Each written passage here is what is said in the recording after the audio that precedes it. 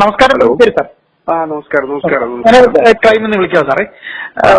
സാറേ, നമുക്ക് ഇപ്പോ ഉണ്ടായിരിക്കുന്ന ഈ കോലാഹലങ്ങളുമായൊക്കെ ബന്ധപ്പെട്ട് ഒരുപാട് കാര്യങ്ങൾ പെല്ലിശ്ശേരി സാറിന് സംസാരിക്കാനുണ്ടാകും. കഴിഞ്ഞ 2 ദിവസത്തിൽ ഞാൻ സാറിനെ ട്രൈ ചെയ്യായിരുന്നു, കിട്ടിയില്ല. സാർ, ഇപ്പോ നമ്മുടെ ആദ്യത്തെ ചോദ്യം വരുന്നത്, മോഹൻലാൽ അമ്മ എന്ന സംഘടനയിൽ നിന്ന് പുറത്തിറങ്ങി. ആ എക്സിക്യൂട്ടീവ് കമ്മിറ്റി മൊത്തത്തിൽ അവരെ കമ്മിറ്റി പിരിച്ചുവിട്ടു. അപ്പൊ ഇതിൽ നിന്നൊക്കെ നമ്മൾ മനസ്സിലാക്കാനുള്ളത്, മലയാള സിനിമയിൽ എന്തൊക്കെയാണ് ഈ ഉരുണ്ടുകൂടുന്ന പ്രതിസന്ധികൾ? ഇപ്പൊ സിദ്ദിഖ് രാജിവെക്കേണ്ടി വന്നു. സിദ്ദിഖിനെ പോലെ മീറ്റു വിവാദത്തിലൊക്കെ പെട്ട ഒരാളെ എന്തിന് ഇതിന്റെ തലപ്പത്തേക്ക് കൊണ്ടുവന്നു? അത് നീണ്ട നാളത്തെ ഒരു പത്രപ്രവർത്തനം എന്ന രീതിയിൽ പെല്ലിശ്ശേരി സാറിന് എന്താണ് ഇപ്പോ സംഭവിച്ചിരിക്കുന്ന ഈ മാറ്റങ്ങളെ കുറിച്ച്? ലാൽ എന്ന് പറയുന്ന നടൻ, മോഹൻലാൽ എന്ന് പറയുന്ന നടൻ ശരിക്കും രാജിവെച്ച് ഒഴിഞ്ഞു പോവുകയാണ് ചെയ്തത്. ഒന്ന് പറയാമോ സാർ? അത് നമ്മളിപ്പോ ഇതിപ്പോ താരസംഘടനയാണ് അമ്മ. അവിടെ എന്ത് നടക്കണം, ആരെ തിരഞ്ഞെടുക്കണം എന്ന് തീരുമാനിക്കേണ്ടത് അവര് തന്നെയാണ്. പക്ഷെ നമുക്കിവിടെ മൊത്തത്തിൽ നോക്കുമ്പോ ഇപ്പൊ നമ്മുടെ ഈ വലിയ ബഹളങ്ങളൊക്കെ നടക്കുമ്പോഴും നമ്മൾ ഒരു കാര്യം മനസ്സിലാക്കേണ്ടതുണ്ട്. ഈ സാധാരണക്കാരെ സംബന്ധിച്ച് ഇതൊന്നും ഇപ്പൊ ഒരു വിഷയമല്ല. കാരണം അവർക്ക് അറിയാം മലയാള സിനിമ ഈ രീതിയിലാണ് പോകുന്നത് എന്ന് അവർ ധരിച്ചു വെച്ചിരിക്കുകയാണെന്ന് ആലോചിക്കണം. എന്നാൽ ധരിച്ചു വെച്ചിരിക്കുമ്പോ അവര് അതിന്റെ മാന്യത കാത്തു സൂക്ഷിക്കാൻ പലർക്കും കഴിഞ്ഞിട്ടില്ല എന്നുള്ളതാണ്. ഇപ്പൊ അമ്മ രൂപീകരിക്കുന്ന ഘട്ടത്തിൽ എനിക്കറിയാം, അമ്മ രൂപീകരിക്കുന്ന ആദ്യ ഘട്ടത്തിൽ തന്നെ വളരെ രഹസ്യ സ്വഭാവം തന്നെയാണ് അവർ സൂക്ഷിച്ചിരുന്നത്. അന്ന് തിരുവനന്തപുരത്താണ് അവരത് കൂടിയത്. അപ്പൊ ഞാൻ ഇത്രയും അടുപ്പം പരിചയം ഉണ്ടായിട്ട് പോലും ഞാൻ എന്നൊരു മാധ്യമ പ്രവർത്തകൻ താഴെ ഇരിക്കുമ്പോൾ ഒരു ഹാളിലേക്ക് കയറ്റിയിട്ടില്ല. അവരുടെ രഹസ്യ സ്വഭാവം അത്. അവരുടെ മൈക്ക് പുറത്തേക്ക് കേൾക്കുമ്പോൾ അതുപോലെ ഞാൻ കേട്ടിരുന്നു. പക്ഷെ അതെല്ലാം മാറ്റി അവരാരെയും ഒരു പത്രക്കാരെയും അവിടെ അടുപ്പിക്കാതെ വൈകിട്ട് പത്രക്കാർക്ക് വേണ്ടി കുറച്ച് സമയം ചെലവഴിച്ചോളാം അങ്ങനെ ഉണ്ടാക്കിയൊരു സംഘടനയാണത്. ആ സംഘടനയിൽ വലിയ കുഴപ്പമില്ലാത്ത രീതിയിലാണ് പോയിക്കൊണ്ടിരുന്നത്. പിന്നെ ചില പിടിവാശികൾ ചിലരെ ഒഴിവാക്കാതിരിക്കണം, തന്റെ ഇഷ്ടങ്ങളൊക്കെ വന്നു തുടങ്ങി എന്നുള്ള സത്യം തന്നെയാണത്. ഇപ്പൊ പോയി ഗ്രൂപ്പിസം വന്നു. അത് വരാൻ കാരണം ശരിക്കും ഈ നടീപീഡന കേസുമായി ബന്ധപ്പെട്ടിട്ടാണ് ഇത്രയും ശക്തമായൊരു ഗ്രൂപ്പിസം ആ സംഘടന ഉണ്ടായിട്ടുള്ളത്. കാരണം ദിലീപിന് വേണ്ടി ഒരു വിഭാഗം ബാധിക്കുന്നു, നടിക്ക് വേണ്ടി വേറൊരു വിഭാഗം ബാധിക്കുന്നു. അപ്പൊ ഒരു ഏകാധിപത്യ സ്റ്റൈലിൽ വന്നിരുന്ന ആ സംഘടന ചോദിക്കാനും പറയാനും ഒരു വിഭാഗം ആളുകൾ ഉണ്ട് എന്ന് അവർക്ക് മനസ്സിലാക്കാൻ കഴിയും. അന്ന് തുടങ്ങിയതാണ്. അപ്പൊ അവർക്ക് പിന്നെ അവർക്ക് ഇഷ്ടമുള്ളവരെ കമ്മിറ്റിയിൽ വെച്ച്, കാരണം ചോദ്യങ്ങൾ ചോദിക്കുന്നവനെ അല്ലെങ്കിൽ ആണത്തമുള്ളവനെ അല്ലെങ്കിൽ പെണ്ണുങ്ങളായാലും പോലും ചോദ്യം ചെയ്യുന്നത് ഇങ്ങനെയുള്ള വേണ്ട. കാരണം ചോദ്യങ്ങൾ ചോദിക്കാതിരിക്കുക, അവർ എങ്ങനെ കൊണ്ടു നടക്കുന്നു ആ രീതിയിൽ പോകണം. ആ രീതിയിലായിരുന്നു അതിന്റെ അടിസ്ഥാനത്തിലാണ് തെരഞ്ഞെടുപ്പ്. മുമ്പൊക്കെ തെരഞ്ഞെടുപ്പ് ഐക്യകണ്ഠേനമായിരുന്നു. ഇപ്പൊ ഈ അടുത്ത കാലത്തായിട്ട് തെരഞ്ഞെടുപ്പിന് പാനലുകൾ വരാറുണ്ട്, മത്സരിക്കാറുണ്ട്, ജയിക്കാറുണ്ട്, തോൽക്കാറുണ്ട്. ഇതൊക്കെ ഇതിലുള്ള കാര്യങ്ങളാണത്. അതൊക്കെ എന്ത് പറയുമ്പോഴും എപ്പോ ചോദിക്കും മറ്റു സംഘടനകളിൽ തെരഞ്ഞെടുപ്പ് ഉണ്ടാകാറില്ലേ? ഉണ്ട്. എല്ലാ സംഘടനകളിലും സ്വഭാവ രീതിയിലും മത്സരങ്ങളും ഇതെല്ലാം ഉണ്ടാവാറുണ്ട്. അവരും ആ ജനാധിപത്യ രീതിയിലാണ് വന്നത് എന്നാണ് നമ്മൾ വിശ്വസിച്ചിരുന്നത്. പക്ഷെ അത് പോയി അതിന്റെ ഒരു സ്വഭാവത്തിൽ ചില മാറ്റങ്ങൾ വന്നിരിക്കുന്നു. ഇപ്പൊ മോഹൻലാല് അല്ലെങ്കിൽ മമ്മൂട്ടി, ഇപ്പൊ പ്രസിഡന്റ് സ്ഥാനത്തേക്ക് മോഹൻലാല് അല്ലെങ്കിൽ മമ്മൂട്ടി ആ രീതിയിലാണ് മുമ്പ് വന്നിരുന്നത്. പിന്നെ ഇന്നസെന്റ് മാത്രമാണ് കുറെ വർഷം അതിന്റെ പ്രസിഡന്റായിട്ട് ഇരുന്നതെന്ന് ആലോചിക്കണം. അത് ഇപ്പൊ ഇത്തവണ വന്നപ്പോ മത്സരം ഉണ്ടാകുമ്പോൾ തന്നെ അത് ബോധപൂർവം ചിലരുടെ കൈകളിൽ എത്തണം, ആ രീതിയിൽ തന്നെ പോയിരുന്നത്.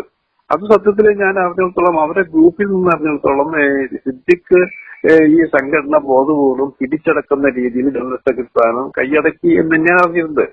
അപ്പൊ അതിന്റേതായ അവർ ഇന്നർ പൊളിറ്റിക്സ് ആണ്. ആ ഇന്നർ പൊളിറ്റിക്സ് നമുക്ക് താല്പര്യമില്ലാത്തതാണ്. പക്ഷെ സിനിമ എന്നുള്ളത് ജനകീയ കലാരൂപമായതുകൊണ്ട് അത് നമുക്ക് കൂടി ഇടപെടാൻ അവകാശമുണ്ടെന്നാണ്. നമ്മുടെ പൈസ കൊണ്ട് പ്രേക്ഷകർ കാണുന്നതാണ് സിനിമ. ഇവരെ വലുതാക്കുന്നതും ചെറുതാക്കുന്നതും ഇവരെ കോടീശ്വരന്മാരാക്കുന്നതും ഒക്കെ ജനങ്ങളാണെന്ന് ആലോചിക്കണം. അല്ലാണ്ട് ഒരു സുപ്രഭാതത്തിൽ ഇവരങ്ങോട്ട് ഉയർത്തെണീറ്റ് വന്നവരൊന്നല്ല. അങ്ങനെയുള്ള സംഘടനകളിലെ ചില പ്രശ്നങ്ങൾ ഉണ്ടായി. അതിലൊരു വിഭാഗം തന്നെ WCCA ഒരു കുറെ പേര് പിരിഞ്ഞുപോയി. അവരഭിപ്രായം പറയുമ്പോൾ അവര് വേറെ രീതിയിൽ വ്യാഖ്യാനിച്ചു. അവരുടെ അഭിപ്രായങ്ങൾ പറഞ്ഞു നീങ്ങിയ സിനിമകൾ ഇല്ലാതാക്കി, സിനിമയിൽ നിന്ന് ഔട്ടാക്കാൻ ശ്രമിച്ചു.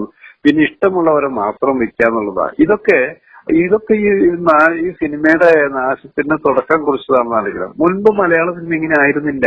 മുമ്പ് മലയാള സിനിമ അറിയപ്പെട്ടിരുന്നത് നല്ല ബാനറുകളുടെ പേരിലാണ്. ഇപ്പൊ സുപ്രിയയുടെ പേര് പറയും, മഞ്ജുദാസിന്റെ പേര് പറയും, സെഞ്ചുറിയുടെ പേര് പറയും, ഉദയയുടെ പേര് പറയും, മെരിലാൻഡിന്റെ പേര് പറയും. അങ്ങനെ കുറെ ബാനറുകളുടെ പേരിലാണ് സിനിമ അറിയപ്പെട്ടിട്ടുള്ളത്.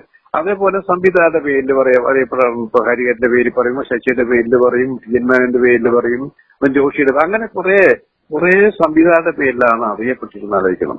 പിന്നീട് ഈ പിന്നെ നടന്മാരെ ശരിക്കും എനിക്ക് തോന്നുന്നു മമ്മൂട്ടിക്കും മോഹൻലാലും അത് സജീവമായതിനു ശേഷമാണ് ഈ സിനിമയിൽ ഇനി കൈകടത്തലുകൾ വന്നിരിക്കുന്നതെന്ന് കണ്ടു. അവരാണ് ശരിക്കും ഈ സിനിമയെ കൺട്രോൾ ചെയ്യാൻ തുടങ്ങിയത്. അവരെ പടങ്ങൾ വിജയിപ്പിക്കുമ്പോൾ ആര് വേണം തീരുമാനിക്കണം അവരാണ്, ആർക്ക് ഡേറ്റ് കൊടുക്കണം തീരുമാനിക്കുന്നവരാണ്. വന്നുപോയി ഇപ്പൊ എന്താ അവര് പീക്ക് പിന്നീട് നിൽക്കുന്നതിന് ഘട്ടം വന്നു. പ്രൊഡ്യൂസർമാർക്ക് അവിടെ പടം കൊടുക്കുന്നില്ല എന്നാലോചിക്കണം. അവര് തന്നെ സ്വന്തം പടം കൊടുക്കുന്നു, അവര് തന്നെ കച്ചവടം ചെയ്യുന്നു, അവര് തന്നെ ലാഭം എടുക്കുന്നു എന്നാലോചിക്കണം. സിനിമയ്ക്ക് വേണ്ടി ജീവനും കുടുംബവും സ്വത്തും എല്ലാം നഷ്ടപ്പെടുത്തിയവരൊക്കെ ഇന്ന് ഒന്നുമില്ലാത്തവരായി തീർന്നിരിക്കാന്ന് ആലോചിക്കണം. ആ അവസ്ഥയിൽ ചോദിക്കാനും പറയാനും ആരുമില്ല. മാത്രമല്ല ഇവരൊക്കെ സിനിമക്കാരെ ആദരിക്കുന്ന ഒരു സ്വഭാവം, റെസ്പെക്ട് ചെയ്യുന്ന ഒരു വിഭാഗമാണ് ഭരണകർത്താക്കളുമായി വരുന്നത് ആലോചിക്കണം. അത് പാടില്ല. ഏത് ഗവൺമെന്റ് വന്നാലും ഭരണം ജനങ്ങൾക്ക് വേണ്ടിയായിരിക്കണം, നാടിന് വേണ്ടിയായിരിക്കണം. അല്ലാണ്ട് സിനിമയിലുള്ള കുറച്ചു പേർക്കോ ഏതെങ്കിലും വിഐപികൾക്കോ വേണ്ടി ആവരുത് എന്നുള്ളതായിരുന്നു. അതൊക്കെ മാറി മറിഞ്ഞു. അതായത് ചോദിക്കാനും പറയാനും ഇവിടെ ആരുമില്ലാത്ത അവസ്ഥ വന്നപ്പോൾ എന്തും ചെയ്യാമെന്ന് പറഞ്ഞു. ആ എന്തും ചെയ്യാമെന്നതിന്റെ പരിണിത ഫലമാണ് ഇപ്പോ സംഭവിച്ചുകൊണ്ടിരിക്കുന്നതല്ല. പിന്നെ മോഹൻലാലിന്റെ രാജി എന്ന് പറഞ്ഞാൽ മോഹൻലാൽ ഇപ്പൊ ഒന്നും ചെയ്യാൻ പറ്റില്ല ഇവിടെ. മോഹൻലാല് പ്രസിഡന്റ് സ്ഥാനത്തിരുന്നു. മോഹൻലാൽ ദൈനംദിന പ്രവർത്തനങ്ങളിൽ മോഹൻലാൽ ഇടപെടാൻ പറ്റില്ല. മുൻപ് അത് ഇടവേള ബാബുവാണ് അത് കൈകാര്യം ചെയ്തെന്ന് ആലോചിക്കണം. അപ്പൊ ഇടവേള ബാബുവിന്റെ പേരുകളൊക്കെ ഇപ്പൊ വരുന്നുണ്ടെങ്കിലും ഇടവേള ബാബു കൈകാര്യം ചെയ്യുന്ന പോലെ വേറൊരാൾക്ക് കൈകാര്യം ചെയ്യാൻ പറ്റില്ല. അതിന്റെ കഴിഞ്ഞ പ്രാവശ്യം ഞാൻ പറഞ്ഞു, ഇയാള് 6 മാസത്തേക്കുള്ളത് ഇയാള് സിദ്ദിഖ് സെക്രട്ടറി സ്ഥാനത്ത് കൊണ്ടുപോകാൻ പറ്റില്ല എന്നാണ് നമ്മൾ വളരെ വ്യക്തമായിട്ട് പറഞ്ഞിട്ടുള്ളതാണ്. ശരിക്കും ഇപ്പൊ ഇത് വന്നു. ഈ സംഭവം, അതായത് ഇപ്പോഴത്തെ പുതിയ സംഭവം വെച്ചാൽ ജസ്റ്റിസ് ഹേമ കമ്മിറ്റി വന്നതാണ് ഇപ്പൊ പുലിവാലായിരിക്കുന്നപ്പോ. ആ കമ്മിറ്റി വന്നിട്ട് കമ്മിറ്റിയുടെ സത്യസന്ധത പ്രകാരം ഗവൺമെന്റ് അത് പുറത്തുവിട്ടിരുന്നെങ്കിൽ ഇപ്പൊ ഈ തല്ലിപ്പിടി സ്വഭാവത്തിലേക്ക് വരുമായിരുന്നില്ല. കാരണം ഒരു കമ്മിറ്റി വരുന്നു, ആ കമ്മിറ്റിയുടെ അന്വേഷണം വരുന്നു, ആ കമ്മിറ്റിന്റെ പേരുകളുണ്ട്, ആ പേരുകൾ പുറത്തുവിടുന്നത് രഹസ്യമാക്കി വെക്കേണ്ട പേരുകളാണ്. നമ്മള് ഭരണബന്ധിലെ പ്രകാരം കോടതിയുമായിട്ട് ബന്ധപ്പെടുന്നു, ഹൈക്കോടതിയായിട്ട് ബന്ധപ്പെടുന്നു.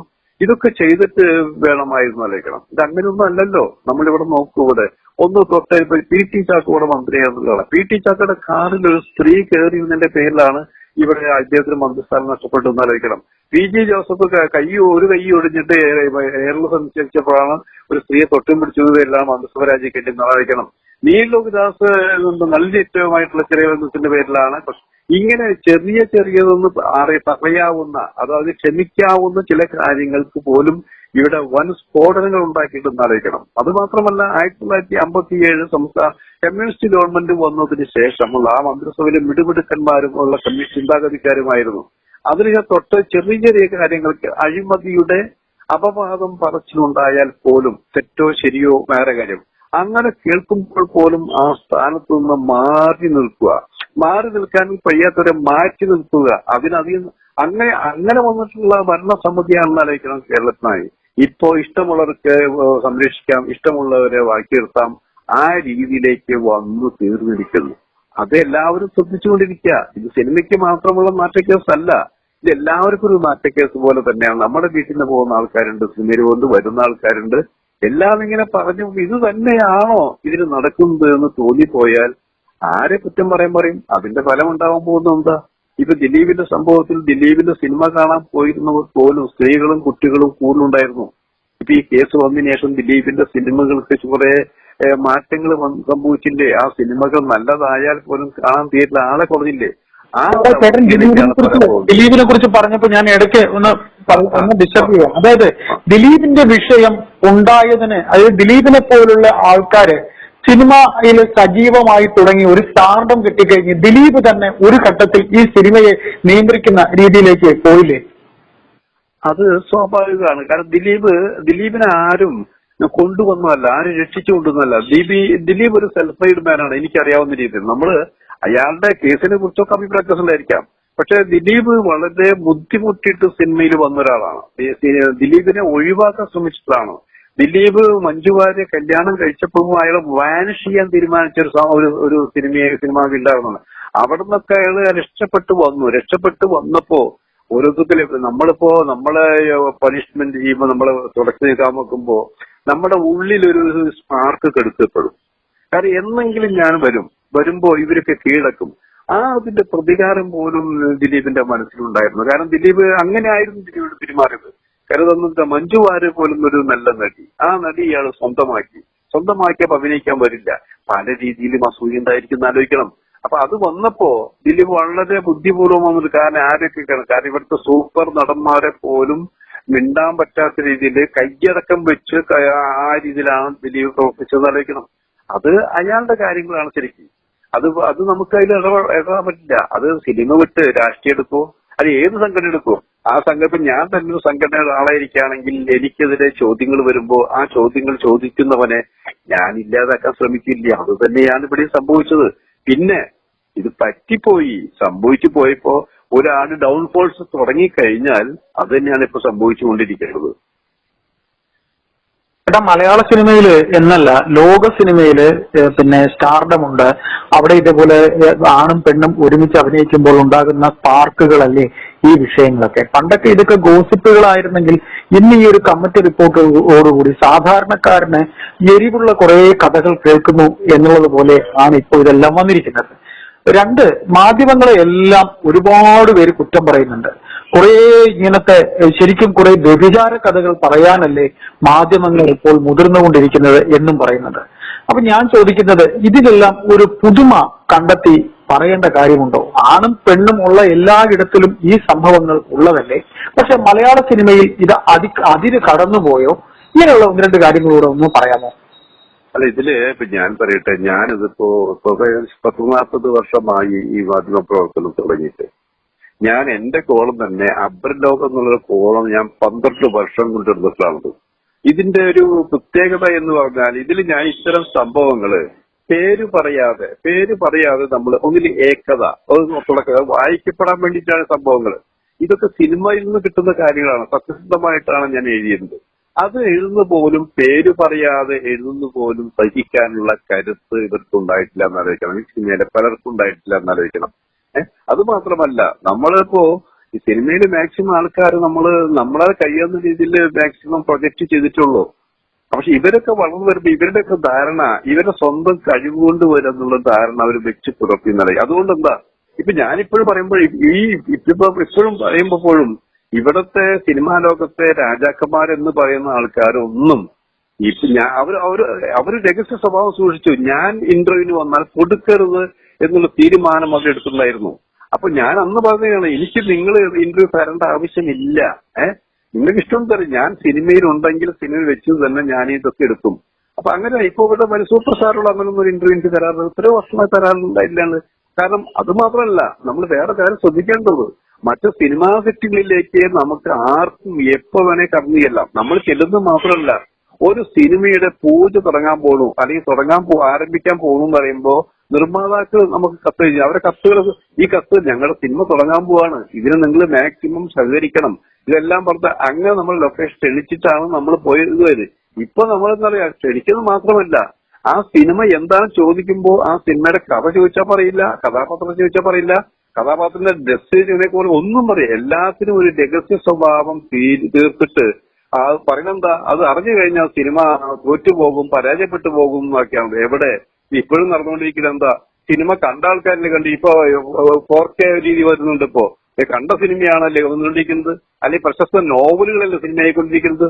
അപ്പൊ ഇവരുടെ തെറ്റായ കുറെ ധാരണകൾ ഇവർക്ക് ഉണ്ടായിട്ട് ആലോചിക്കണം. അപ്പൊ അവരെ കുറിച്ച് നമ്മളിപ്പോ ഒരാളെ കുറിച്ച് എത്ര പുകഴ്ത്തി എല്ലാം വലുതാക്കുന്നുള്ളല്ല, അവരെ കുറിച്ച് ചെറുതായിട്ട് എന്തെങ്കിലും പറഞ്ഞു കഴിഞ്ഞാൽ അവരൊരു രാജാവാന്നുള്ള ധാരണയല്ലേ. ഇനി അവരൊന്നും ചെയ്യാൻ പറ്റാതെ നമ്മളെ ഒഴിവാക്കാൻ ശ്രമിക്കുകയാണ് നല്ലത്. നമ്മളെ സംബന്ധിച്ച് അവർക്ക് വേറെ താല്പര്യങ്ങളില്ല, നമ്മൾ അവരൊരു സാധനം മേടിക്കാറില്ല, ചോദിക്കാറില്ല. നമ്മള് മാറ്ററുകളാ. അവര് മാറ്റർ തന്നില്ലെങ്കിൽ അവരെ കൂടെ നടക്കുന്ന ആൾക്കാർ നമുക്ക് മാറ്റർ തരാണ്ടെന്ന് ആലോചിക്കണം.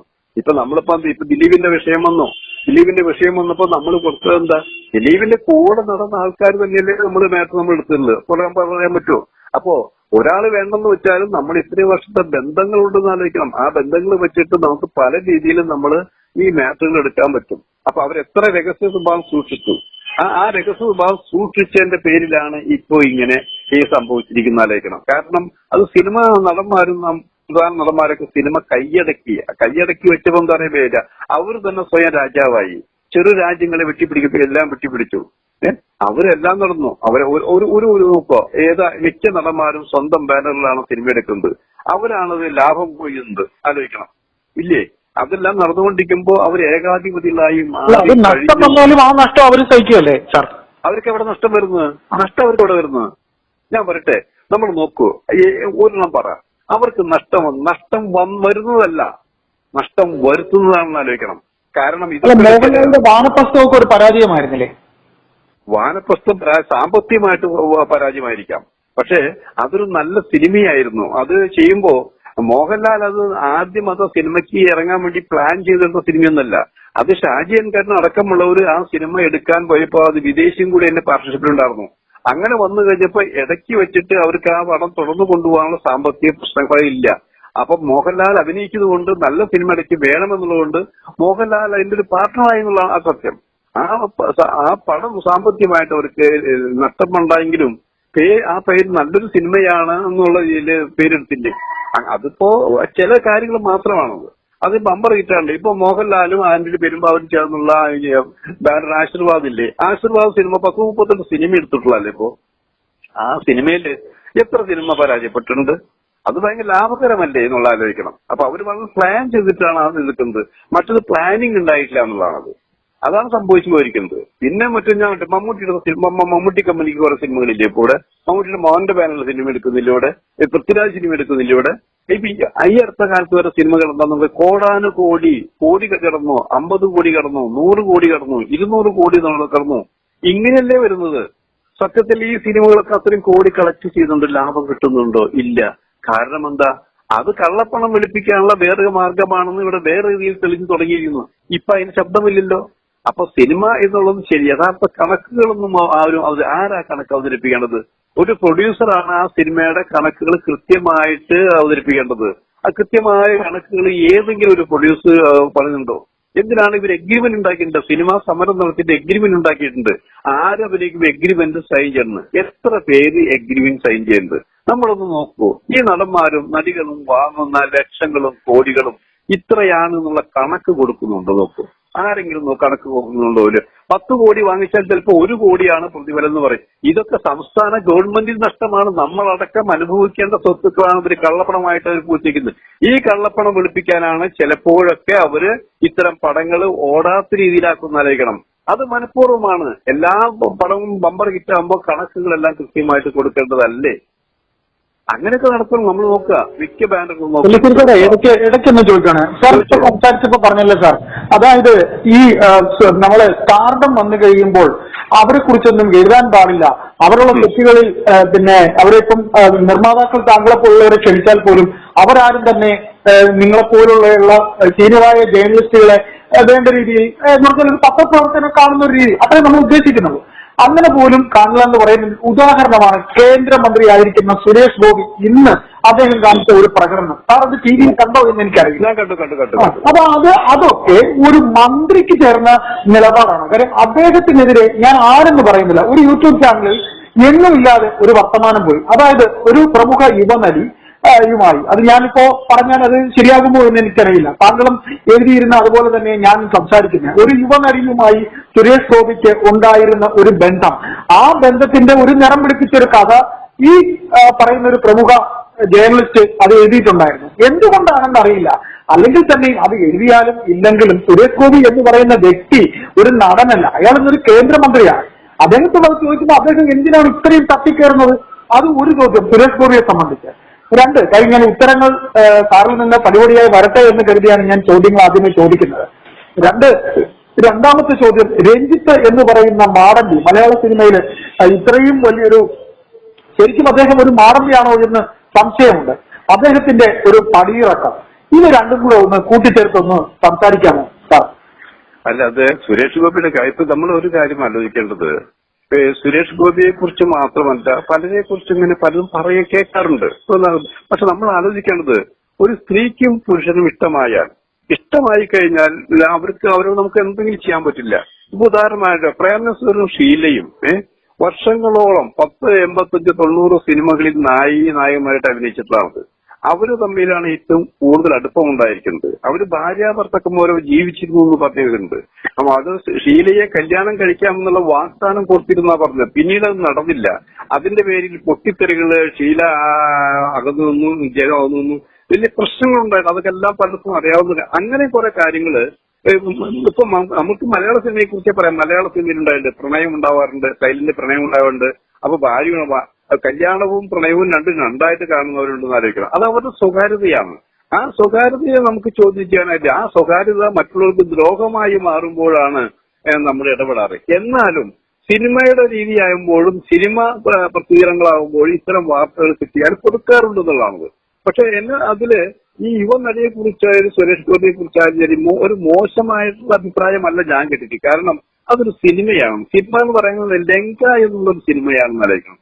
ആ ലങ്കയുടെ സിനിമയിൽ ഇവര് കുറെ ഇന്റിമസി ആയിട്ട് കുറെ അഭിനയിച്ചിട്ടുണ്ട്. അതിലിപ്പോ നമ്മൾ കുറ്റപ്പെടുത്താൻ പറയുകയാണെങ്കിൽ അതിന്റെ ക്ലൈമാക്സ് രംഗമാണ്. താങ്കൾ ആ സിനിമ കണ്ടിട്ടുണ്ടോ ഇല്ലെന്ന് എനിക്കറിയില്ല. പക്ഷെ ആ സിനിമയുടെ ഞാനത് അതിന്റെ ക്ലൈമാക്സ് ശരിക്കും സമയം നോക്കിയിരുന്നായിരിക്കണം. കാരണം അത് രണ്ട് കൊലപ്പെടുത്താൻ വേണ്ടിയുള്ള സംഭവമാണ്. ചുംബനത്തിലൂടെ വിഷം അങ്ങോട്ടും ഇങ്ങോട്ടും കൊടുത്തുകൊണ്ട്, അപ്പൊ ആ കൊടുക്കുമ്പോൾ തന്നെ ആ ഒരു ഏകദേശം ഒരു 10 മിനിറ്റ് താഴെയായിട്ടാണെങ്കിൽ ലിപ് ലോക്ക് ചുംബനം എന്നല്ല പറയേണ്ടതിന്റെ. അത് നമ്മൾ കണ്ടാല് ഇപ്പോ ആ യുവനടി എന്ന് വെച്ചാല് മമത മോഹൻദാസ് ആണത്. മമത മോഹൻദാസ് അതിമനോഹരമായിട്ട് അഭിനയിച്ചിട്ടുണ്ട്. സുരേഷ് ഗോപിയും മനോഹരമായിട്ട് അഭിനയിച്ചിട്ടുണ്ട്. അതിലെന്നുവെച്ചാല് അവരുടെ വായിലുള്ള പോയിസൺ അങ്ങോട്ടിങ്ങനെ കൊടുപ്പിക്കാൻ വേണ്ടിയിട്ടുള്ള സംഭവം എന്ന് ആലോചിക്കണം. പക്ഷെ അപ്പൊ നമ്മൾ കാണുമ്പോൾ പറയുക, അയ്യോ ഇതൊക്കെ മലയാള സിനിമയിൽ ഇങ്ങനെ വന്നു, അത് സുരേഷ് ഗോപി ഇങ്ങനെ ചെയ്യോ, മമത ഇങ്ങനെ ചെയ്യോ എന്നൊരു ചോദ്യങ്ങൾ ഉണ്ടായിരുന്നു ആലോചിക്കണം. അതിനെ തുടർന്നാണ് ചില കിംവദന്തികൾ ഉണ്ടായിരിക്കുന്നത്. അതിനെ തുടർന്നാണ് അതിന്റെ പേരിലാണ് മമ്മൂട്ടിയും സുരേഷ് ഗോപിയും വർഷങ്ങളോളം സംസാരിക്കാതിരുന്നു ആലോചിക്കണം അവർ. അപ്പൊ അത് എന്താണ് കാരണം എന്നുള്ളത് രണ്ടുപേരും വിട്ടു പറഞ്ഞിട്ടില്ല. പക്ഷെ വളരെ ശത്രുത മനോഭാവത്തോടെയാണ് സുരേഷ് ഗോപി പറഞ്ഞിരുന്നത്. എന്റെ കുടുംബം തകർക്കാൻ ശ്രമിച്ച ആളാണ് മമ്മൂട്ടി എന്നുവരെ സുരേഷ് ഗോപി പറഞ്ഞിരുന്നായിരിക്കണം. ഞാനൊക്കെ ലൊക്കേഷനിൽ പോകുമ്പോൾ അന്ന് ഷാജി കൈലാസിന്റെ ലൊക്കേഷനിൽ പോകുമ്പോൾ ഇവര് രണ്ടുപേരും ആ സിനിമയിലുണ്ട്. രണ്ടുപേരും രണ്ട് സ്ഥലത്തായിരുന്നു ആലോചിക്കണം. ഷോട്ട് വരുമ്പോ ക്യാമറയ്ക്ക് മുന്നിൽ സംസാരിച്ച് പോകുന്നൊഴികെ സംസാരിക്കില്ല. അങ്ങനെ ഈ അടുത്ത കാലത്താണ് ആ ശത്രുത മാറിയത് എന്നാണ് ഞാൻ വിശ്വസിക്കുന്നത്. പക്ഷെ അതിന് വേറൊരു കാര്യം കൂടി വെച്ചാല്, അപ്പൊ ഞാൻ നിൽക്കുകയുണ്ടായ അനുഭവം എന്ന് പറഞ്ഞാല്, അപ്പൊ ഷാജി കൈലാസിന്റെ ഒരു സിനിമ രഞ്ജി വിളണിക്കലാണ് അത് എഴുതിയിരിക്കുന്നത്. അപ്പൊ സുരേഷ് ഗോപിയുണ്ട്, ഭാവനയുണ്ട്, തിലകനുണ്ട്, അങ്ങനെയുണ്ട്, ഞങ്ങൾ കുറച്ച് മാധ്യമ പ്രവർത്തകരുണ്ട്. അത് ഇവിടെ നമ്മൾ ആ കളക്ടറേറ്റിന്റെ എറണാകുളം കളക്ടറേറ്റിന് അടുത്ത് അതെ. അപ്പൊ ആ വീടിനടുത്താണ് ഷൂട്ടിംഗ് നടക്കുന്നത്. അപ്പൊ നമ്മളെവിടെ പോയാലും നല്ല രീതിയിലാണ് സംസാരിക്കുക, ഫ്രണ്ട്ലി മൂടുക. അപ്പൊ എടുക്കുന്ന ഷോട്ട് വെച്ചിരിക്കുന്നത് സുരേഷ് ഗോപി ആയിട്ടുള്ള ഷോട്ട് വെച്ചിരിക്കുന്നത്. ഷോട്ട് വെച്ച് തുടങ്ങാറായപ്പോ ഒരു ഫോൺ വരുന്നു സുരേഷ് ഗോപിക്ക്. ഫോൺ വരിച്ചാൽ ഈ ഫോൺ അറ്റൻഡ് ചെയ്യുന്നു. ഫോൺ വെച്ചാൽ 10-15 മിനിറ്റ് ഫോൺ സംസാരിച്ചുകൊണ്ടിരിക്കുക. ഞാൻ നോക്കുമ്പോൾ ഷാജിയും രഞ്ജുക്ക് അസ്വസ്ഥരാണ്. കാരണം സമയം പോകുന്നു, ഷോട്ട് എടുക്കണം, മറ്റു ആർട്ടിസ്റ്റ് ഉണ്ട്. പെട്ടെന്ന് സുരേഷ് ഗോപി പറഞ്ഞു ഞാൻ പോകുന്നു, പിന്നെ വരാന്ന് പറഞ്ഞു. സ്ഥലം വിട്ടു, അനുവാദം കാത്ത് പോയി. അപ്പൊ ഷാജി പറഞ്ഞു, രഞ്ജി വേറെ സീൻ ഡെവലപ്പ് ചെയ്യും, അവൻ ഇനി ഒരാഴ്ചക്ക് നമുക്ക് കിട്ടില്ല എന്ന് പറഞ്ഞിരിക്കുന്നത്. കാരണം അവൾ വന്നിരിക്കുന്നു എന്ന വാക്ക് ഉപയോഗിച്ച്. അപ്പൊ എനിക്ക് അറിയുള്ളൂ. അല്ല അങ്ങനത്തെ ഇതൊക്കെ തമാശ, ആരാണ് അവളെന്ന് നമുക്കറിയില്ല. അത് ഒരു കാര്യങ്ങള്. പക്ഷെ സുരേഷ് ഗോപി ഇപ്പൊ പറഞ്ഞ കാര്യങ്ങൾ ഞാൻ കണ്ടുകൊണ്ടിരിക്കുക. അയാൾ ആരാണ് എന്ന് നമുക്ക് ചോദിക്കാൻ തോന്നും. കാരണം എന്താ പറയാ, അതായത് സുരേഷ് ഗോപി ഒരു നല്ല നടനൊന്നല്ല എന്നതിലേക്കും ഒരു ആവറേജ് നടൻ മാത്രമാണ് സുരേഷ് ഗോപി. ആ ആവറേജ് നടന് ഒരു കീടമായി കിട്ടിയത് ഇന്ത്യയിലെ നല്ല നടന്മാരിൽ ഒരാളായി എന്നുള്ള ഒരു അവാർഡ് മാത്രം കിട്ടിയതാണെന്ന് ആലോചിക്കണം. അങ്ങനെയുള്ള സുരേഷ് ഗോപി പത്രമാസികളും മാധ്യമങ്ങളും എല്ലാം ഞങ്ങളടക്കമുണ്ടായിരുന്ന ആൾക്കാരും നല്ല പ്രോത്സാഹനങ്ങൾ കൊടുത്തിരിക്കണം. അങ്ങനെയുള്ള സുരേഷ് ഗോപി ഇന്ന് മുകേഷിന് വേണ്ടിയാണ് വാദിച്ചത്, പത്രക്കാരുടെ തട്ടി കയറിയെന്ന് ആലോചിക്കണം. അപ്പൊ അതേ സമയത്ത് ഞാൻ അപ്പൊ തന്നെ കെ സുരേന്ദ്രന്റെ അവരുടെ BJPയുടെ നേതാവ് സുരേന്ദ്രൻ ഇതിനെതിരായിട്ട് ഇരിക്കുന്നു എന്നുള്ളതാണ് ശരിക്കും. അപ്പൊ സുരേഷ് ഗോപി വാദിച്ചത് ആർക്ക് വേണ്ടിയിട്ടാണ്? മുകേഷിനെ കുറിച്ച് പരാമർശങ്ങൾ വന്നുകൊണ്ടിരിക്കുന്നു. അവിടേക്കാണ് ഇത് വന്നത്. ഇത്തിരി തരം താണ രീതിയിൽ ഒരു കേന്ദ്രമന്ത്രി, വെറും ഒരു സുരേഷ് ഗോപി ആണെങ്കിൽ പറയുന്നതുകൊണ്ട് ഒരു കുഴപ്പവുമില്ല. കേന്ദ്രമന്ത്രിയായ സുരേഷ് ഗോപി ഇങ്ങനെ പത്രങ്ങളോട് തട്ടിക്കേറി, അതായത് പീഡിക്കപ്പെട്ട അവർക്ക് ആ രീതിയില് ഈ നടന്മാർക്ക് വേണ്ടി വാദിച്ചത് തെറ്റെന്നല്ല, ഗുരുതരമായ തെറ്റെന്നേ നമുക്ക് പറയാൻ പറ്റുള്ളൂ എന്നുള്ളതാണ്. അതൊക്കെ വരുമ്പോ എന്താ, ഒന്നുകില് ഇവര് ജനം ഇവര് അത് നമ്മൾ പറയല്ലേ, ഈ ചില കാര്യം ഇവർ അർഹതപ്പെട്ട അതൊന്നുമല്ല ഇവർക്കൊന്നും. അർഹതപ്പെട്ട കിട്ടിയപ്പോ അതിന്റെ ഹൈലൈറ്റ്, അതിന്റെ ശരിക്കും അവര് സുഖിക്കുകയാണ് ആ അധികാരം വെച്ചുന്ന അതൊക്കെ കണ്ടുകൊണ്ടിരിക്കുന്നത്. അല്ല MP ആയി സത്യപ്രതിജ്ഞ എന്തു ചെയ്തു നമ്മൾ ആലോചിച്ചു, എന്താ ചെയ്തു? ഇത്രയും സ്വാതന്ത്ര്യത്തോട് കേന്ദ്രമന്ത്രി ഇവിടെ വന്നിട്ട് ഇങ്ങനെ ഈ 2 പോസ്റ്റുകൾ 2 വകുപ്പുകളും കിട്ടി. ഈ കേരളത്തിലെ ഇന്ത്യയിൽ എവിടെ ഇവർ എന്ത് ചെയ്തു നമ്മൾ ആലോചിക്കേണ്ടല്ലേ? അപ്പൊ ഇവർക്കൊക്കെ സ്ഥാനമാനങ്ങൾ കൊടുക്കുന്നത് വെറുതെയാണ്. ഇവരൊക്കെ ആ സ്ഥാനത്ത് ഇരിക്കരുതുള്ള പക്ഷക്കാരാണ് ഞാൻ. സാർ ഒരു കാര്യം കൂടെ, ഈ M മുകേഷിനെതിരെ ഉണ്ടായിരിക്കുന്ന ഈ കഥകൾ എന്ന് പറയുന്നതിൽ കുറെയെങ്കിലും സത്യമുള്ളതല്ലേ? അദ്ദേഹം ഒരു വലിയ രാഷ്ട്രീയ പാർട്ടിയുടെ പ്രതിനിധി ആയതുകൊണ്ടല്ലേ ഇപ്പൊ സംരക്ഷിച്ച് നിർത്തിയിരിക്കുന്നത്?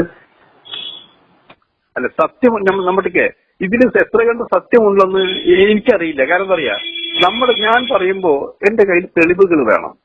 പിന്നെ ആ ഒരു സ്ത്രീകൾ പറഞ്ഞിരിക്കുന്ന ഇങ്ങനെയുള്ളത് അവര് പറഞ്ഞ അവരനുഭവമായിരിക്കും.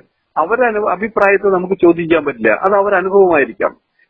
ഇങ്ങനെ പറയുമ്പോ ഉണ്ടോ ഇല്ലയോ, ഇപ്പൊ നമ്മളെന്താ ഒരു പ്രഥമ ദൃഷ്ട്യ ഇങ്ങനെ കേൾക്കുമ്പോൾ എന്താ സാധാരണ ചെയ്യുക, അത് ഭരണവുമായി ബന്ധപ്പെട്ട അല്ലെങ്കിൽ നിയമസഭയുമായി ബന്ധപ്പെട്ട അധികാര കേന്ദ്രങ്ങളിൽ ഇരിക്കുന്ന ഒരാളാണെങ്കിൽ എന്താ മാന്യതയുണ്ടെങ്കിൽ എന്താ രാജിവെക്കാൻ പറയുന്നതിന് മുമ്പ് തന്നെ രാജിവെച്ച് പോകണമെന്നുള്ളതാണ്. അത് മുൻകാല ചരിത്രങ്ങൾ നമ്മൾ തെളിയിച്ച് അങ്ങനെയാണത്.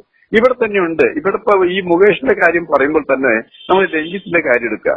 രഞ്ജിത്തിനെ കുറിച്ച് ബംഗാളിലെ ഒരു കമ്മ്യൂണിസ്റ്റുകാരിയായ ഒരു നടിയാണ് പറഞ്ഞിരിക്കുന്നത്. അപ്പൊ വെറും പറച്ചിലിന്റെ പേരിൽ അവർ കേസ് കൊടുക്കുന്നതിന് മുമ്പ് തന്നെ രഞ്ജിത്തിനെ കൊണ്ട് രാജി വെപ്പിച്ചു എന്ന് ആലോചിക്കണം. വെപ്പിക്കാതിരിക്കാൻ നോക്കി, വെപ്പിച്ചു. മാത്രമല്ല ഇവിടെ അമ്മയുടെ താരസംഘടന അമ്മയുടെ ജനറൽ സെക്രട്ടറി സ്ഥാനത്ത് നിന്ന് സിദ്ദിഖും രാജിവെച്ചു. ഈ 2 പേരും രാജിവെച്ചത് ഈ സ്ത്രീകളുടെ ഈ വിഷയം പറഞ്ഞുകൊണ്ടാണെന്ന് ആലോചിക്കണം. അവര് രാജിവെക്കുമ്പോഴൊന്നും ആരും കേസ് ഒന്നും ചെയ്തിട്ടില്ല എന്ന് ആലോചിക്കണം. അവർക്ക് വേണമെങ്കിൽ കേസ് കൊടുക്കട്ടെ എന്നൊക്കെ അവനെ കാത്തിരിക്കാമെന്ന്. ഇവിടെ മുകേഷിന്റെ സ്ഥിതി അതല്ല. മുകേഷിന്റെ സ്ഥിതി ഇത്രയും പേര് പറഞ്ഞിരിക്കുന്നു എന്നുള്ള ഒരു കേസുകളല്ല, 4 കേസുകൾ നമ്മൾ ഇരിക്കുമ്പോ ഇങ്ങനെയുണ്ടോ എന്ന് തോന്നും. അത്രയും 4 കേസുകൾ വന്നുകൊണ്ടിരിക്കുമ്പോ മുകേഷ് രാജിവെച്ചില്ലെങ്കിലും ഈ മന്ത്രിസഭ പ്രത്യേകിച്ച് മുഖ്യമന്ത്രിയെങ്കിലും മുൻകൈ എടുത്തുകൊണ്ട് രാജി എഴുതി വാങ്ങണം. അതാണ് വേണ്ടിയിരുന്നത്. ഇനിയിപ്പോ അവർ ചെയ്തില്ലെങ്കിൽ ഘടകകക്ഷികൾ കുറെ ഉണ്ടല്ലോ, മന്ദബുദ്ധികളായിട്ടിരിക്കുന്ന കുറെ ഘടകകക്ഷികൾ. അവരെന്താ ആവശ്യപ്പെടാത്ത? ഇതിന്റെ ചീത്തപ്പേര് ഞങ്ങൾക്കും ഉണ്ടാവും, അവരെന്താ പറയാത്തത്? അവിടെ എന്താ പ്രശ്നം വന്നിരിക്കുന്നത്? രണ്ടും തമ്മിലുള്ള വ്യത്യാസം. ഇവിടെ ഇപ്പൊ ഈ മുകേഷ് രാജിവെച്ചാൽ അവിടെ ഒരു തെരഞ്ഞെടുപ്പ് വരും. തെരഞ്ഞെടുപ്പ് വരുമ്പോൾ സംഭവിക്കാൻ പോണെന്താ, LDF ആ സീറ്റ് നഷ്ടപ്പെടും. കാരണം ഈ ഘട്ടത്തിൽ ജനങ്ങളൊന്നും അവിടെ വോട്ട് ചെയ്യില്ല എന്ന് ആലോചിക്കണം. അങ്ങനെ ആ സീറ്റിൽ MLS നഷ്ടപ്പെടും. അങ്ങനെ നഷ്ടപ്പെടാതെ നോക്കാൻ വേണ്ടിയിട്ടാണ് മുകേഷിനോട് രാജിവെക്കരുത്, രാജിയുടെ കാര്യം പറയാതിരിക്കുന്നതാണ്. വേറെ രാഷ്ട്രീയം കൂടെ ഉണ്ട്. അങ്ങ് നമ്മളെ എല്ലാ കാര്യങ്ങളും ശ്രദ്ധിക്കുന്ന ആൾക്കാരാണ്. ഇതിൽ അവരുടെ M വിൻസെന്റ് എന്ന് പറയുന്ന കോവളം MLAക്ക് ഒരു സ്ത്രീ വിഷയ കഥയുണ്ടായി. പിന്നെ എൽദോസ് കുന്നപ്പള്ളിക്ക് ഒരു സ്ത്രീ വിഷയ കഥയുണ്ടായി. നമ്മളെല്ലാം പ്രതിയായിട്ടൊന്നും ഇവിടെ പറഞ്ഞ പക്ഷെ എതിർക്കാൻ പോയില്ല. അപ്പൊ നിങ്ങൾക്ക് അന്ന് ഞങ്ങൾ അത് ചെയ്തില്ലല്ലോ, ഇപ്പൊ പിന്നെ ഞങ്ങൾ ഇതിന് മുകേഷിന് ചെയ്യണം എന്ന് പറഞ്ഞേക്കാൻ എന്നാണ് ചാനലുകൾ പറയുന്നത്. ആ വിഷയം അവിടെ നിൽക്കട്ടെ. സാറിനോട് വേറൊരു കാര്യം കൂടെ, അതായത് നമ്മൾ ഈ ചാനലുകളിൽ ഇപ്പൊ എന്നോട് ഒരു പ്രമുഖ മാധ്യമ പ്രവർത്തകൻ, ചേട്ടനറിയാം, ഞാൻ പേര് പറയുന്നില്ലെന്നേ ഉള്ളൂ, അതൊന്നും എന്നോട് സംസാരിച്ചപ്പോൾ പറഞ്ഞു, കണ്ട വ്യഭിചാരിണികളെ ഒക്കെ കൊണ്ടിരുത്തി ചാനലുകളിൽ നിങ്ങൾ മാധ്യമങ്ങൾക്ക് ചോദ്യങ്ങൾ ചോദിക്കാൻ, മാധ്യമങ്ങൾക്ക് എന്ത് വിലയാണുള്ളത് എന്നൊക്കെ ചോദിച്ചു. ഞാൻ താങ്കൾ ഉൾപ്പെട്ട മാധ്യമ പ്രവർത്തകരോട് നമുക്ക് പറയാനുള്ളത്, നമ്മൾ മാധ്യമങ്ങൾ എന്ന് പറയുന്ന ഫോർത്ത് എസ്റ്റേറ്റാണ്, ജനങ്ങൾക്ക് സമൂഹത്തിൽ അറിയിക്കുന്നവരല്ലേ. അപ്പൊ നമ്മളിങ്ങനെ നിരന്തരം പറഞ്ഞത് കൊണ്ടല്ലേ ഈ വൻമരങ്ങളൊക്കെ രാജിവെച്ച് പോയിരിക്കുന്നത് എന്ന് നമുക്ക് അഭിമാനപൂർവ്വം പറയാൻ കഴിയില്ലേ?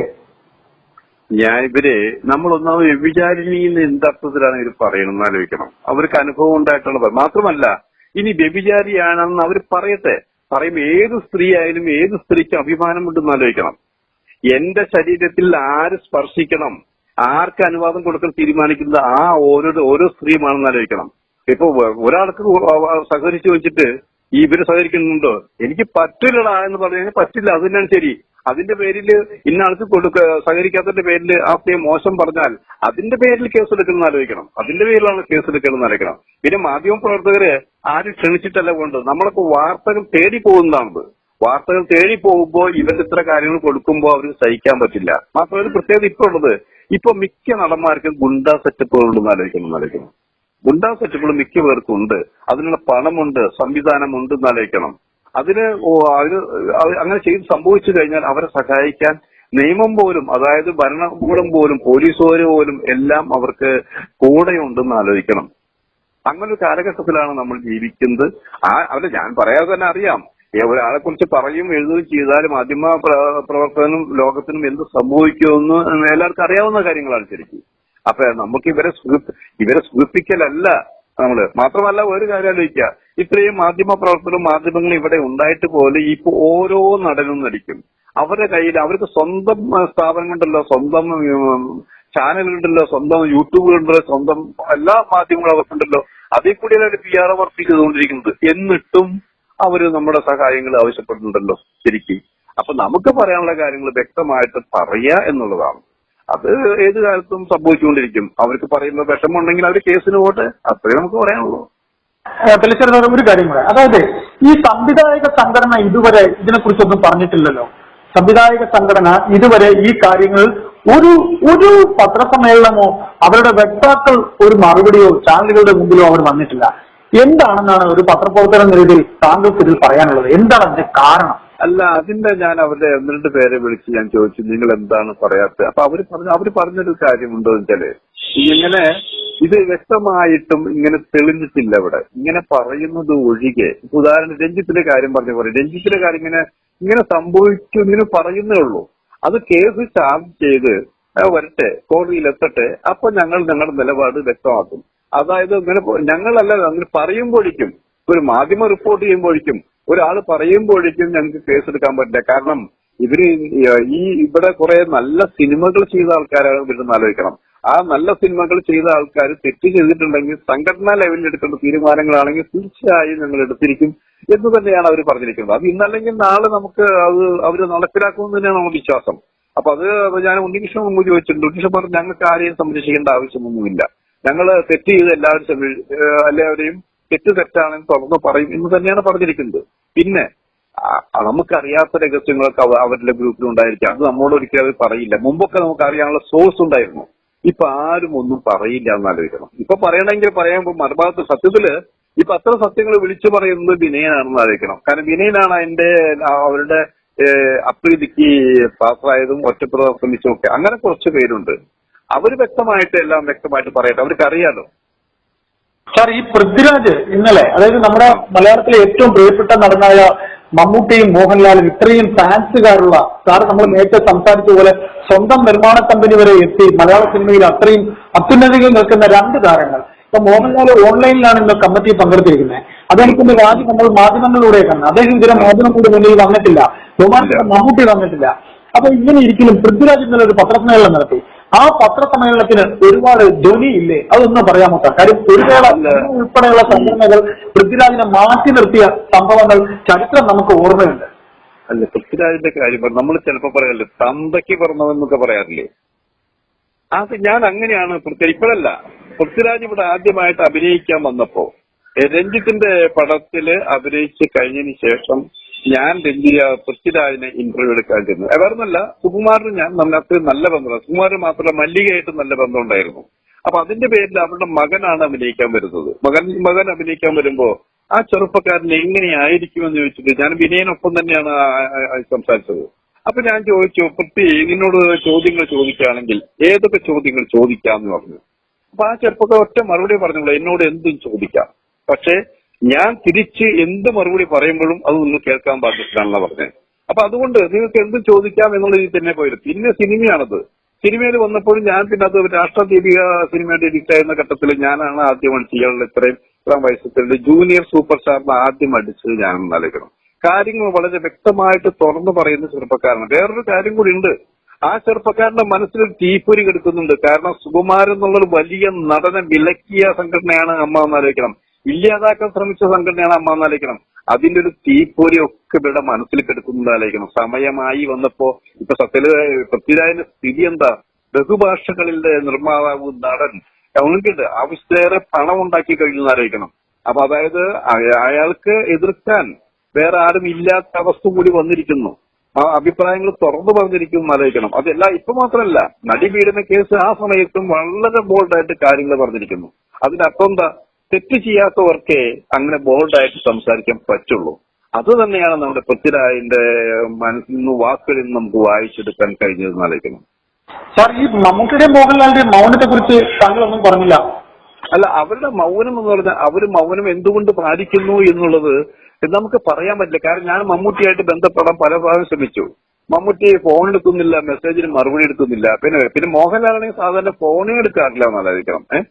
പിന്നെ അവരുടെ പിന്നെ അനിനെ പെരുമ്പാവൂരോ മമ്മൂട്ടിയുടെ ജോർജ് ഇവരാരും ഫോൺ എടുക്കുന്നില്ല. അല്ലെങ്കിൽ അവര് ശിങ്കിടികളുണ്ട്, ഇതാരും ഫോൺ എടുക്കുന്നില്ല. ഫോൺ എടുത്താലേ നമുക്ക് പറയാൻ പറ്റുള്ളൂ എന്നല്ലേ.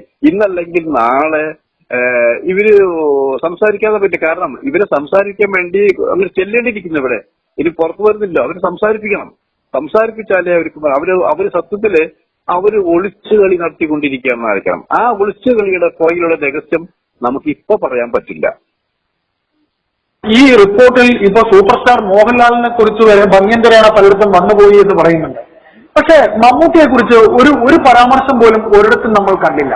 5 വർഷം സൂക്ഷിച്ചുവെച്ച ഒരു റിപ്പോർട്ട്. സർക്കാർ ഇതിനകത്ത് എന്തെങ്കിലും കളികൾ നടത്തിയിട്ടുള്ളതായി തോന്നുന്നതിൽ തെറ്റുണ്ടോ? സർക്കാർ കളിച്ചിട്ടെന്ന് പറയുന്ന ഇതിന്റെ 2ാം ഭാഗം, അതായത് 11 പേജാണ് ഇത് മാറ്റിവെച്ചിരിക്കുന്നത് ഈ റിപ്പോർട്ടില്. ഈ 11 പേജിൽ തന്നെയാണ് ഞെട്ടിപ്പിക്കുന്ന ആ തരത്തില് അവരുടെ VIP-കളുടെയും അമ്മമാരുടെയും പേരുകൾ ഉള്ളതെന്ന് അറിയിക്കണം. ആ പേരുകൾ ഒരു കാരണവശാലും പുറത്തു വിടില്ല എന്ന് ഗവൺമെന്റ് തീരുമാനിച്ചു കഴിഞ്ഞതാണ്. ഇനി അതിന് കനിയേണ്ടത് നമ്മുടെ ഹൈക്കോടതിയാണ്. ഹൈക്കോടതി പറഞ്ഞിട്ടുണ്ടല്ലോ, നിങ്ങൾ അന്ന് ആ കമ്മിറ്റിയുടെ റിപ്പോർട്ട് ഫുൾ റിപ്പോർട്ട് CV വെച്ച് ഞങ്ങൾ എത്തിക്കെന്നാ പറഞ്ഞിട്ടുള്ളത്. പക്ഷെ ഇവരത് അങ്ങനെ എത്തിക്കുമെന്ന് ഇപ്പോഴും കാരണം ആ പേരുകൾ അവർ എന്ത് മന്ത്രിസഭ വീണാൽ പോലും പുറത്തു വിടാത്ത രീതിയിലേക്ക് അവർ തീരുമാനിച്ചു കഴിഞ്ഞു എന്നാണ് എനിക്ക് ചില ആൾക്കാരിന്ന് അറിയാൻ ചില ഇതായിട്ട് ബന്ധപ്പെട്ട ചില ആൾക്കാരിന്ന് അറിയാൻ കഴിഞ്ഞത്. അപ്പോ അതുകൊണ്ട് തന്നെ നമുക്ക് ആ പേര് ആരൊക്കെയാണെന്ന് ഊഹിക്കാമെന്നല്ലാതെ നമുക്ക് പറയാൻ പറ്റും. ഇന്നല്ലെങ്കിൽ നാളെ എന്തെങ്കിലും ഈ പേരുകൾ പുറത്തു വിടും. കാരണം എന്താ പറയാ, എത്ര രഹസ്യമായാലും കുറെ കാലത്തേക്കൊന്നും സൂക്ഷിക്കാൻ പറ്റില്ല. അപ്പൊ അതുകൊണ്ട് നമുക്കെപ്പോഴും നമുക്ക് വിശ്വാസം ബഹുമാനപ്പെട്ട കോടതിയിലാണ് വിശ്വാസം. ഏകദേശം 10-ാം തീയതിയോട് അടുപ്പിച്ച് ഇവര് സമർപ്പിക്കേണ്ടതാണ്.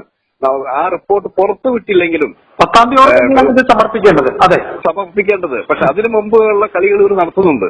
അപ്പൊ അങ്ങനെ സമർപ്പിക്കുമ്പോൾ ഇത് കോടതിക്ക് സത്യത്തിന്റെ ഒറിജിനൽ റിപ്പോർട്ടാണെങ്കിൽ ഞാനിപ്പോഴും ഒറിജിനൽ റിപ്പോർട്ട് സമർപ്പിക്കുമെന്നുള്ള വിശ്വാസക്കാരനല്ല. അങ്ങനെയാണെങ്കിൽ കോടതിക്ക് ആ പേരുകൾ, പ്രമുഖരുടെ പേരുകളൊക്കെ അവർ അറിയാൻ കഴിയുമെന്നുള്ളതാണ്.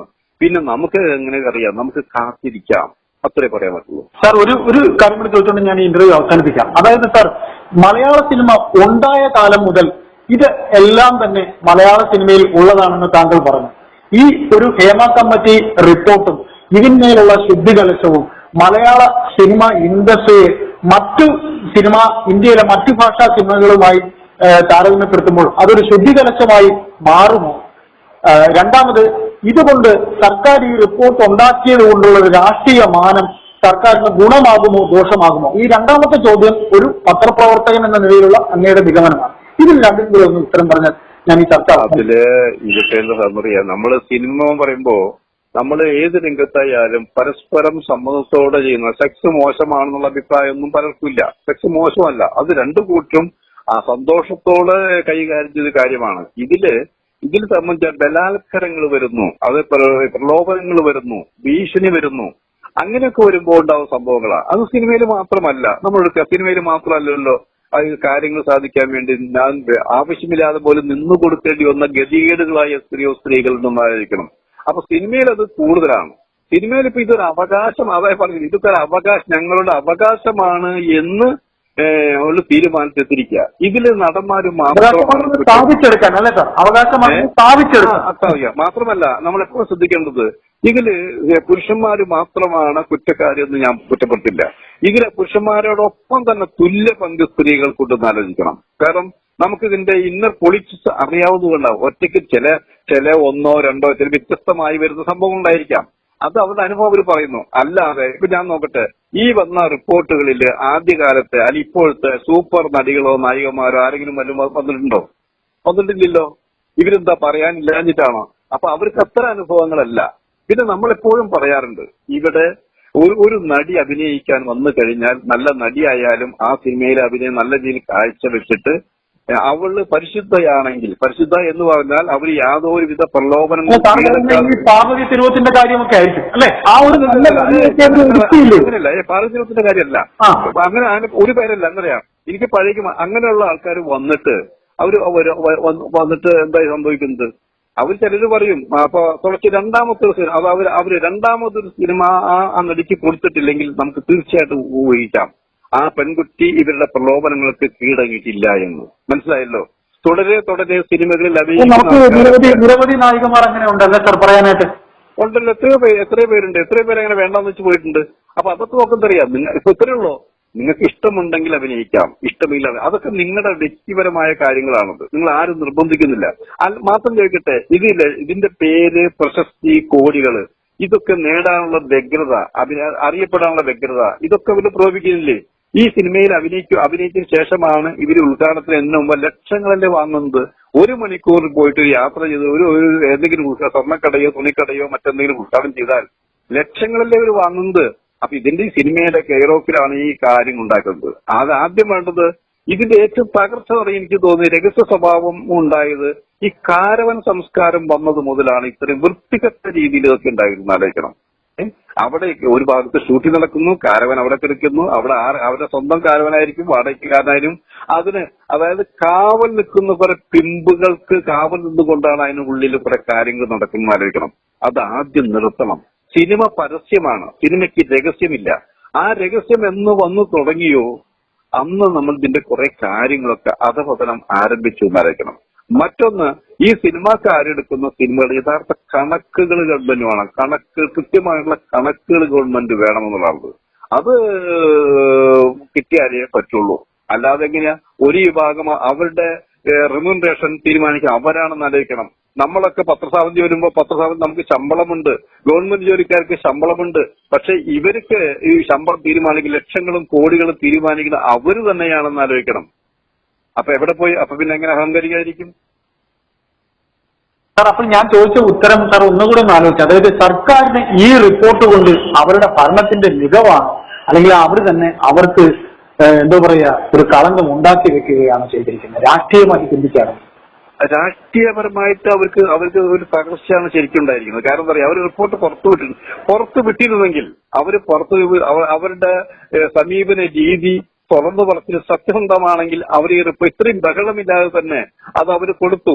6 മാസത്തിനുള്ളിൽ റിപ്പോർട്ട് തയ്യാറാക്കാൻ പറഞ്ഞു കൊടുത്തപ്പോൾ അവർ 1.5 വർഷം കൊണ്ട് റിപ്പോർട്ട്, ശരി 1.5 വർഷം കൊടുത്തിട്ട് അത് നോക്കിയിട്ട് അപ്പോൾ തന്നെ ഗവൺമെന്റ് പറയണമായിരുന്നു ഇത് ഇത്തരത്തിലുള്ള റിപ്പോർട്ടാണ് എന്ന് അവർ പറയണമായിരുന്നു. അപ്പോ ഇതിലുള്ള ആൾക്കാരെ ഇത്രയും ബഹളം ഉണ്ടാകുമായിരുന്നില്ല. അന്നത് ചെയ്തിരുന്നെങ്കിൽ ഇങ്ങനെ ഇത്തിരി വലിയ ബഹളമൊന്നും ഉണ്ടായില്ല. പക്ഷേ ഇരട്ടത്താപ്പ് കഴിഞ്ഞിട്ടുള്ള അവസരവാദം എന്ന് ഞാൻ പറയുള്ളൂ. ശരിക്കും ഇതൊരു അവസരവാദം തന്നെയാണ്. തനിക്ക് ഇഷ്ടമുള്ളവരെ, തങ്ങൾക്ക് ഇഷ്ടമുള്ളവരെ സംരക്ഷിക്കുക, അല്ലാത്തവർക്ക് അത് കൊടുക്കുക എന്നുള്ളതാണ്. അത് അതിനനുഭവിച്ചുകൊണ്ടിരിക്കും. ശരിക്കും ജനം മണ്ടന്മാരെന്നല്ല, ജനം ഇങ്ങനെ ചിരിച്ചും കളിച്ചും അവർക്ക് തുറന്നു പറച്ചും വിഷമങ്ങളുണ്ട്, ഭീഷണികളുണ്ട്, പല കാര്യങ്ങളുണ്ട്.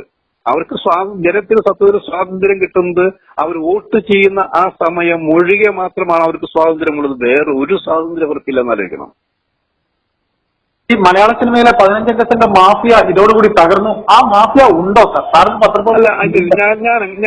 ഞാൻ പറഞ്ഞു എനിക്കതിലൊരു വിശ്വാസമില്ല. കാരണം പറയാ ആ 15 അംഗ മാഫിയക്കൊന്നും ചെയ്യാൻ പറ്റില്ല. അങ്ങനെ ആയിരിക്കില്ല. കാരണം ഈ 15 അംഗ മാഫിയ എന്ന് പറഞ്ഞാൽ 15 അംഗം തുല്യ പരിവേഷമുള്ള ആൾക്കാരാവണമല്ലോ. അങ്ങനെയില്ല.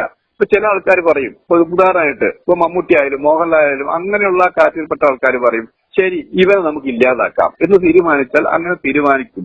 അത് ഒരു ഗ്രൂപ്പുകൾ ഉണ്ടായിരിക്കാം. അത് ആരൊക്കെയാണ് നമുക്ക് പറയാൻ പറ്റില്ല. ഇപ്പൊ ഉദാഹരണത്തിന് തിലേന്റെ കേസിൽ അങ്ങനെ പോലെ കുട്ടി കേസിൽ വന്നിട്ടുണ്ടല്ലോ.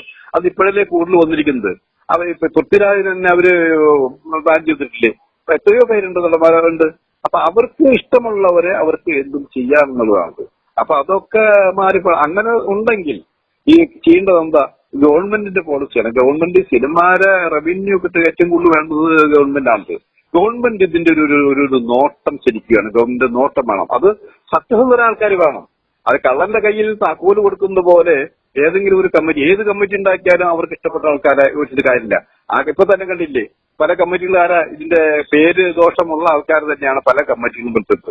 അപ്പൊ അങ്ങനെ കമ്മിറ്റി ഉണ്ടാക്കി കൃത്യമായിട്ട് കണക്കുകള്, റിപ്പോർട്ടുകള്, പിന്നെ എപ്പോഴും എന്താ പറയുക, നമ്മൾ ലൈവായിട്ട് അവിടെ എല്ലാ ക്യാമറ ഒരു നിരീക്ഷണം ഷൂട്ടിംഗ് തുടങ്ങി അല്ല ഒരു നിരീക്ഷണം ഇതിന് ആവശ്യമാണത്. അപ്പൊ കുറെയൊക്കെ നമുക്ക് കുറയ്ക്കാൻ പറ്റും. പിന്നെ ലൊക്കേഷൻ വരുന്ന ആൾക്കാരുടെ നമ്പർ നമ്മൾ തീരുമാനിക്കണം. ഇവരെവിടെയൊക്കെ താമസിക്കുന്നു മുൻകൂട്ടി നമുക്കറിയണം. അതൊക്കെ അന്നന്ന് റിപ്പോർട്ടുകൾ എന്തെങ്കിലും ഉണ്ടെങ്കിൽ, നിങ്ങൾക്ക് എന്തെങ്കിലും പരാതികൾ ഉണ്ടെങ്കിൽ എഴുതാനൊരു പരാതി പെട്ടി പോലെ രഹസ്യമായിട്ട് വെക്കണം. അതിലിടാലോ, മറ്റാർക്കും തുറക്കാത്ത രീതിയിൽ. അപ്പൊ അന്നുണ്ടാവുന്ന സംഭവങ്ങള് അതിന്റെ ഗവൺമെന്റ് മറ്റുള്ളവർ ആൾക്കൊന്ന് പരിശോധിച്ചാൽ ഇനി സെറ്റിൽ ഇതുണ്ടായി എന്ന് പറയാൻ പറ്റും. അപ്പൊ അങ്ങനെ ഉണ്ടായിക്കഴിഞ്ഞാൽ നമുക്ക് കുറെയൊക്കെ മാറ്റം. ദിലീപിന്റെ കേസ് എങ്ങനെയായിത്തീരും? അതിജീവിത കുറെ കൂടെ ബലപ്പെട്ടിരിക്കുകയല്ലേ? അല്ല, ദിലീപിന് കോടതിയിൽ നടക്കുന്ന കേസിനെ സംബന്ധിച്ച് നമുക്കൊന്നും പറയാൻ പറ്റില്ല. കാരണം ഇപ്പൊ നമ്മൾ കാണുന്ന കാര്യം കോടതിക്ക് എപ്പോഴും വെച്ചാൽ എന്താ, കോടതിയുടെ സ്വഭാവം തെളിവുകളാണെന്ന് ആലോചിക്കണം. പക്ഷെ ഇപ്പൊ ഈ നടന്നുകൊണ്ടിരിക്കുന്ന കുറെ കാര്യങ്ങൾ തെറ്റായ രീതിയിൽ കുറെ പേര് ചെയ്തിട്ടുണ്ട്. പിന്നെ കുറെ ഇപ്പൊ അടുത്ത് വന്ന കുറെ ജഡ്ജസ് ചില വളരെ കാര്യഗൗരവമായിട്ട് അത് ഇട്ടിട്ടുണ്ടെന്ന് ആലോചിക്കണം. അപ്പൊ വിട്ടുവീഴ്ചകള് നിയമപാലകരിൽ ചില കുഴപ്പമൊന്നും ഉണ്ടായി കഴിഞ്ഞാൽ പറ്റും. പലരെയും വിലയ്ക്ക് വാങ്ങാൻ കഴിയുമെന്ന് ഇതിനൊക്കെ പല കേസുകളും തെളിയിച്ചിട്ടുള്ളത്. നമ്മൾ ആലോചിക്കേണ്ടത് ഇതിപ്പോ സിനിമയുടെ കേസാണ്. ഇവിടെ രാഷ്ട്രീയത്തിൽ എന്തെല്ലാം കുംഭകോണങ്ങൾ നടന്നിരിക്കുന്നു, ഏതെല്ലാം രീതിയിൽ. ഇവിടെ എത്ര രാഷ്ട്രീയ നേതാക്കന്മാര്, എത്ര ഭരണാധികന്മാര് ശിക്ഷിക്കപ്പെട്ടിട്ടുണ്ടെന്ന് വെറുതെ ഒന്ന് ആലോചിക്കുക. അപ്പൊ എന്താ, അവര് നിയമിക്കുന്ന ആൾക്കാരെ കോടതി അവര് നിയമിക്കുന്നതാ. കോടതി വിദേശികർ നിയമിക്കുന്നതല്ല. കേരളത്തിലെ കേരള ഗവൺമെന്റ് നിയമവകുപ്പായിട്ട് വന്ന് നിയമിക്കുന്നതാണെന്ന് ആലോചിക്കണം. ഇല്ലേ? ഈ ഇവിടുത്തെ ജില്ലാ മറ്റേ കളക്ടർമാരുണ്ട്, അത് റവന്യൂ വകുപ്പിലിട്ട ആൾക്കാർ നിയമിക്കും. ഇങ്ങനെ ഓരോന്നോരോ വകുപ്പുകൾ ആലോചിക്കണം. അവരുടെ തലയ്ക്ക് മീതെ ആ ഭരണകർത്താക്കൾ പറയുന്നതിന് മീതെ ഇവരൊന്നും ചെയ്യില്ല. ചെയ്താൽ ആ സ്ഥാനത്ത് അവരുണ്ടാകില്ല എന്നുള്ളതാണ് സത്യം. അതല്ലേ സംഭവിച്ചുകൊണ്ടിരിക്കുന്നത്. അപ്പൊ ദിലീപിന്റെ കേസ് കുറെ കൂടെ സ്ട്രോങ് ആവുമെന്നാണ് സാർ പറയുന്നത്? ദിലീപിന്റെ കേസ് സ്ട്രോങ് ആവും എന്നുള്ള വിശ്വാസം എനിക്കില്ല. കാരണം ആദ്യം തന്നെ നമ്മളല്ലോ പലരും ദിലീപിന് അനുകൂലമായി ഗ്രൂപ്പ് മാറി മൊഴി മാറ്റി കഴിച്ചേർന്നിട്ടുള്ള ആൾക്കാരാണെന്ന് ആലോചിക്കണം. പിന്നെ ഇപ്പോഴത്തെ സിദ്ദിഖൊക്കെ അങ്ങനെ ചെയ്തവരാണല്ലോ, കുറെ അങ്ങനെ ചെയ്തു എന്നാണ് പറയുന്നത്. പിന്നെ കോടതി വിധിച്ചാൽ നമ്മള് ചില ജഡ്ജസിന്റെ ബെഞ്ചിൽ വരുന്ന അങ്ങനെ ഒരു ബുദ്ധിമുട്ട്. ചില ജഡ്ജസ് വളരെ സ്ട്രോങ് ആണ്, സത്യസന്ധമായിരിക്കും. ചില എന്തെങ്കിലും വിട്ടുകൊടുക്കുക ചെയ്തോ എന്ന് അറിയാൻ പറ്റില്ല. എന്നാലും ഇത് ശിക്ഷയെങ്കിലും ആദ്യം ഒരു ശിക്ഷ കിട്ടാതെ പോകില്ല, പിന്നെ പോയി രക്ഷപ്പെടുന്നില്ല. എന്തായാലും ഇത്രയും കോടികളൊക്കെ സൃഷ്ടിച്ച കേസ് തെളിവുകളുണ്ട്. അങ്ങനെ ഇരിക്കുമ്പോ വെറുതെ അങ്ങനെ കയ്യും വീശി പോകാൻ കഴിയും എന്ന് എനിക്ക് തോന്നുന്നില്ല. സാർ, നീണ്ട 40 വർഷത്തിലധികം പത്രപ്രവർത്തന പാരമ്പര്യമുള്ള, പ്രത്യേകിച്ച് ചലച്ചിത്ര മേഖലയിൽ നീണ്ട അറിവുള്ള, കുറേയധികം എഴുത്തിന്റെ പാരമ്പര്യമുള്ള താങ്കളെപ്പോലൊരു പത്രപ്രവർത്തകന്റെ 45 മിനിറ്റ് നമുക്ക് വേണ്ടി ചെലവഴിച്ചതിൽ വളരെ സന്തോഷം. സാറിന് എന്തെങ്കിലും വളരെ നിവർത്തികെട്ട കാര്യങ്ങൾ എന്തെങ്കിലും ചോദിക്കാനുണ്ടെങ്കിൽ വീണ്ടും വിളിച്ച് ശല്യം ചെയ്യും എന്നുകൂടെ പറഞ്ഞുകൊണ്ട് ഞാൻ ഈ സംഭാഷണം അവസാനിപ്പിക്കും.